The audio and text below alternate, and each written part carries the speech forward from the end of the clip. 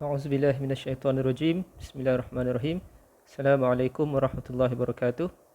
Baiklah, untuk video kali ini kita akan menyambung pembelajaran dalam bab pembiakan tumbuhan dan kita akan tengok apakah ejen pendebungaan untuk pembiakan tumbuhan ini.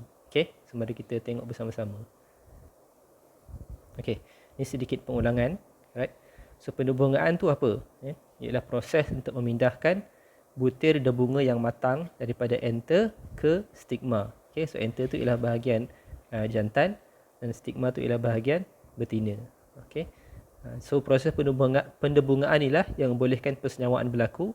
So daripada proses pendebungaan ni lahirlah dapatlah biji benih kan. Biji benih terhasil, so kemudian dapatlah anak pokok yang baru. Okay. Maksudnya dia proses untuk pembiakan tumbuhan tersebut. So, maksudnya sekiranya pendebungaan ini tidak berlaku, maka pokok tidak boleh menghasilkan zuriatnya kan. Okey. So kita akan tengok dua sahaja ejen kan untuk pendebungaan. So yang pertama adalah haiwan dan juga serangga. Okey. So kita tengok contoh kat sini kan. Ni mungkin contoh yang biasa kita tengok kan, iaitu lebah kan. Lebah akan hinggap pada satu bunga, okey. Dan kemudian bila lebah ni kan dia hinggap pada bunga ni kan, so apa yang akan berlaku adalah kan, pada badan lebah ni kan, dia punya banyak bulu kan, nampak situ okey. Badan dia ada banyak bulu. Alright. So pada bunga ni terdapatnya butir-butir debunga yang kasar dan melekit kan. So bila dihinggap sini, butir-butir debunga tu akan melekat kan pada badan dan pada kaki kan serangga ni. Okey, pada lebah ni. Jadinya bila lebah ni kemudian terbang ke bunga yang lain, so dia akan bawa butir-butir debunga tu dan ke bahagian bunga yang lain. So itu membolehkan berlakunya persenyawaan. Okey. So sama juga dengan burung, lebih kurang kan. Okey.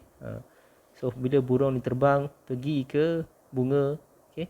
So daripada situ butir-butir debunga ni akan terbebas melekat pada bahagian paruh dan melekat juga pada bahagian badan-badan burung ni. And sama juga bila dia pergi kepada bahagian atau pergi pada bunga yang lain, so dia akan bawa butir debunga tu untuk pergi ke stigma kan, bunga yang betina. Okey. Baiklah. So ciri bunga yang dibungakan ataupun menggunakan ejen pendebungaan haiwan. Kita tengok gambar-gambar kat sini kan. Kebiasaannya bunga-bunga ni punya ranggi yang besar dan berwarna-warni. Ranggi ataupun kelopak bunga tu kan, so nampak cantik. Dia menarik perhatian haiwan dan juga serangga untuk pergi kepada kepada bunga tersebut.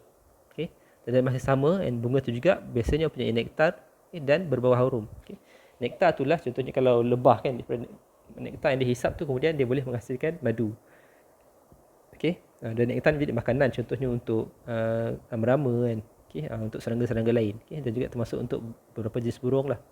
Dan seperti sebut tadi kan, bila mana haiwan dan juga serangga datang, so butir debunga tu perlu melekat kepada badan haiwan dan serangga tu. Jadinya butir debunga yang dihasilkan tu biasanya dia kasar dan dia melekit, supaya dia mudah melekat. So dengan tu bila dia pergi pada bunga yang lain, dia boleh bawa butir debunga tersebut. So ni adalah pendebungaan dengan menggunakan ejen haiwan dan juga serangga.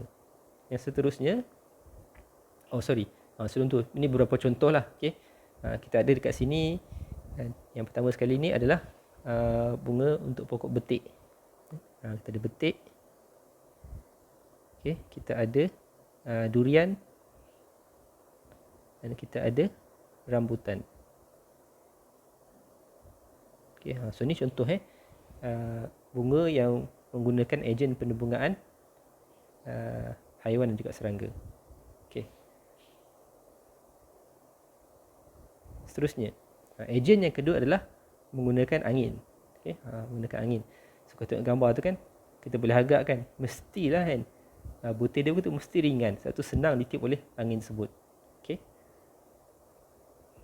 So apakah ciri dia pula kan? Kita tengok sini, biasanya dia akan berwarna putih atau pudar. So dia tak perlu pada warna-warni sangat. Sebab dia tak perlu untuk tarik perhatian haiwan ataupun serangga tu. Yang penting tak penting sangat warna tu kan. Kemudian ciri bunga juga punya stigma yang panjang dan berbulu. Okay.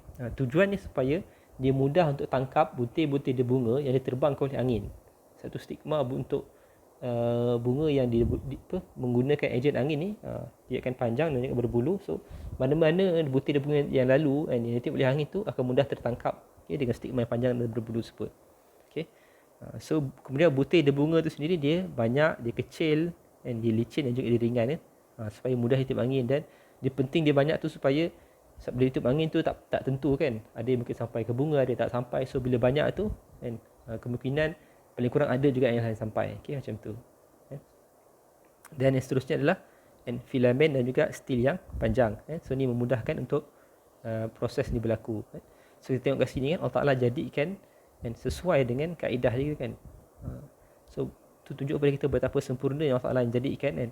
Kalau dengan cara haiwan dan serangga tadi, dengan cara sesuai kan, ada warna dia kan, ada nektar, ada bau dia yang menarik perhatian mereka, haiwan dan serangga kan.